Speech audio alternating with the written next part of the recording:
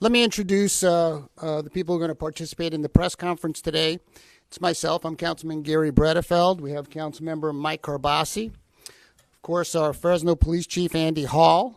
Todd Frazier is the president of the Fresno Police Officers Association.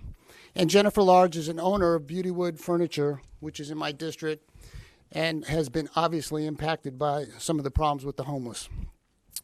We will also be showing you a video at some point that shows what police officers have to deal with every day with transients and the homeless.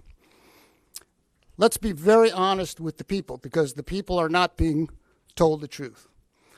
Homelessness is not a housing crisis. It's a drug, criminal, and mental health crisis.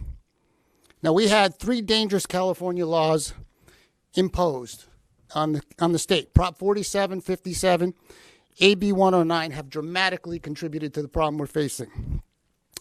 Prop 47 was enacted in 2014, and it falsely was labeled the Safe Neighborhoods and Schools Act. What it does is it treats crimes as misdemeanors that used to be more serious crimes, such as possession of drugs, including cocaine and heroin, grand theft under $950, shoplifting under $950. You can go into a Walmart and steal $900 worth of stuff and they walk you out the store. You don't even go to jail anymore.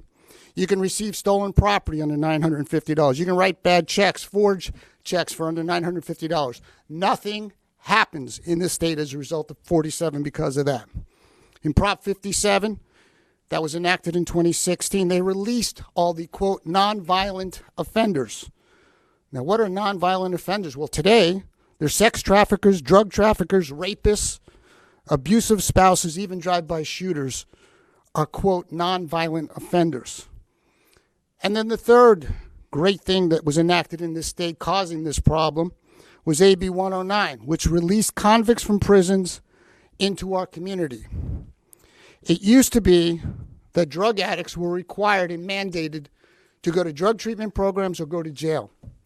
Now, they're not required, and they go out onto the street. And that's what we see, drug addicts and criminals along with mentally ill on the street. Our city is clearly under siege because of these dangerous policies from Sacramento. There simply is no accountability, and this must change. Now, some facts. In reality, less than 1% of the people who are homeless want help or services. We had the chief of the homeless task force many months ago back and talk about having thousands of contacts with the homeless in Fresno. Less than 1% want help. And if you don't want help, we can't help you. And if you do want help, there's plenty of help to get. California has more than half the entire homeless population in the country here in California. We have about half of the homeless population here. There's 60,000 homeless in LA County. The deaths on the street and the violence from the homeless are increasing every day. LA spends $40 million per year just to clean up the mess. On the embankments in our community, you see increased homelessness there. You see increased groupings of those folks and setting up camps. Do you know California requires CHP, who's responsible for those embankments, to give those folks a 72-hour notice before they remove them? 72-hour notice. They are able to trespass all over public lands, and they have to get a 72-hour notice. Now, I don't know where they put the 72-hour notice, whether it's on a rock or on the tent, but that's absurd. That's the insane policies that are going on in this state. And that's why embankments are increased with homelessness. Now, what can be done? Well, there's a 5-point plan that we look at from the state and the local level. Number one, the lies, the phony narrative about a lack of housing as the sole reason for causing homelessness must stop. And the public must be told the truth. That's happening today, right now. Criminal laws must be strengthened, not weakened, because that's what's happening in the state. They've weakened all of the criminal laws. Props 47, 57, and AB 109, they must be repealed. The 72-hour noticing on the homeless on encampments must be ended. We must mandate drug treatment programs, as was done before Prop 47. People who are drug addicted should have the choice to go into a drug program or go to jail. Sacramento, if they're serious, should declare a state of emergency so 3 things can happen. Housing regulations can be waived so construction costs can come down. California would then be eligible for federal funding if they enacted the state of emergency. And we need to continue to create more temporary shelters and mandate, not ask, but mandate that the homeless use it. It is not humane to let people live on the street. It is a terrible thing for someone to be living on the street. On the local level, we need to increase our homeless task force budget so that we hire at least 10 to 15 more officers. We have only 5 homeless task force officers for a population of 525,000 people. Think about that. Our police chief, during the budget hearing, said he needed 15 to 20 more, and none were hired. Number 2, we need to continue with the enforcement of the no camping ordinance and nighttime civilian patrols in our regional and local parks. The no camping ordinance works. If we did not have that no camping ordinance, you would see encampments all over the place like you do in San Francisco and LA. 3, we need to further support our businesses and their properties that are being attacked by the homeless. We need to support industrial sites. The continued use of barbed and razor wire in those industrial sites to protect their businesses, because they are also being attacked. And I'll be bringing an ordinance forward with one of my colleagues to address that very problem. We enacted no panhandling signs several months ago. They are effective. They've encouraged people to stop giving to the panhandlers, and that's tied into the homelessness. We have data that shows it is effective. It has been implemented in Northeast Fresno. Other districts are now starting to put them out. We have people who are contacting us from other council districts that did not support the no panhandling signs. They're saying, help us. So I encourage all my colleagues that didn't support it to frankly get off their rears and do something about it and respond to their constituents.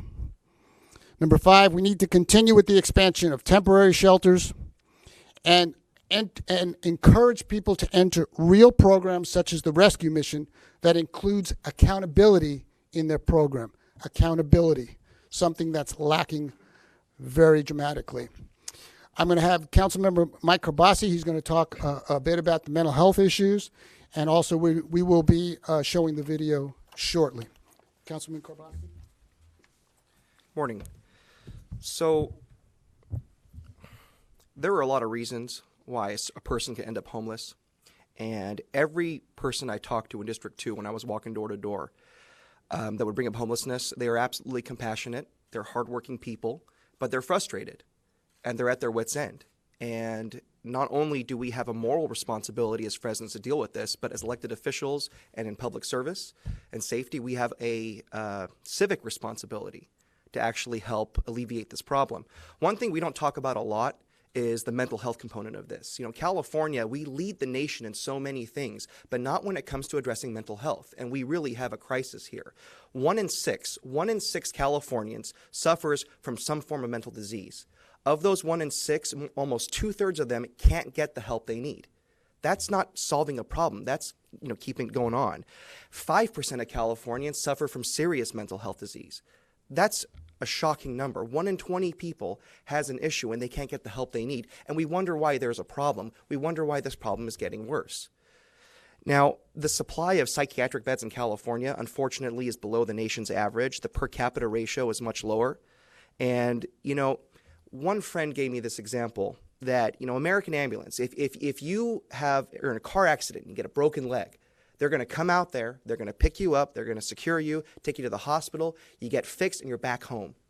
But if you have a broken brain, they'll pick you up, they'll take you somewhere, they'll release you early, and you're back on the street. And as this video is going to show, you have a very disturbed person who, may be a victim of a broken healthcare system, but now we have 2 real victims, an elderly woman getting stabbed in the neck, and then a Good Samaritan trying to save her.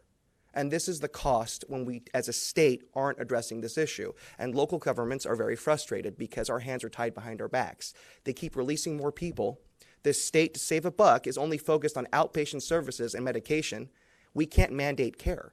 What we really need is for our state to make this a priority, to focus on inpatient care, and to really invest in infrastructure statewide, including in communities like Fresno, for beds and for facilities to address the rising crisis of mental health in our community. So the housing issue is a component, but to tell people that we're going to build more houses and we're going to solve the problem, that's just not being honest with folks, because that's one component of it. The real issue is addressing the underlying causes that lead people to become homeless and to become vagrants. Chief? Good morning. My name is Andy Hall. I'm the acting chief of police for the Fresno Police Department. Police departments throughout the state are being overwhelmed by a crisis. This crisis is straining our resources of the city and of our police department. We have wrapped this crisis in a word called homelessness. Unfortunately, homelessness is only a small part of the problem. As Councilman Bredefeld indicated, less than 1%, or approximately 1% of the people that we contact will actually accept help in the form of shelter or services. The epidemic we're facing today is alcohol, drug addiction, and mental illness. The victims of this epidemic need real solutions. They need help. And simply adding additional houses won't provide that help. Nearly 1 out of every 3 calls, emergency calls that my officers respond to, are mental illness related. Think about that. 1 out of every 3 calls, emergency calls that we respond to. I'm going to show you a video now of an issue that occurred just yesterday. I could show you 100 of these videos, but this is probably the most recent. And it shows you what our officers have to deal with on a daily basis.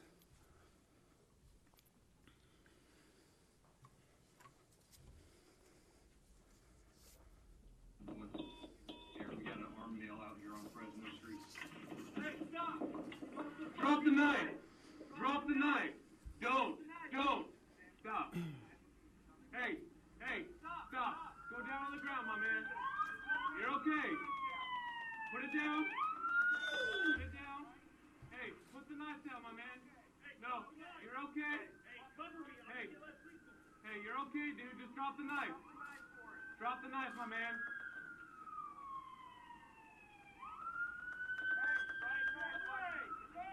Drop the knife, my man. Drop the knife. Drop the knife. Let's lethal. Drop the knife. Drop the knife. Drop the knife. Drop the knife. Drop the knife down. Let's lethal. Drop the knife. Beanbags at him. Hey, I got a jam. Now he's stabbing himself. Hey, stop, man. You're okay. Drop the knife. Drop the knife down. Hey, let's lethal. It's a He's beanbag. getting real close. Drop the knife now. Good. Copy. Drop it. Drop the knife. Now he's cutting his throat. Stop. Go down. Drop the knife. Drop the knife.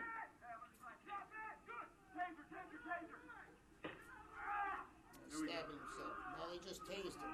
Good. Hands team, move up. Back up.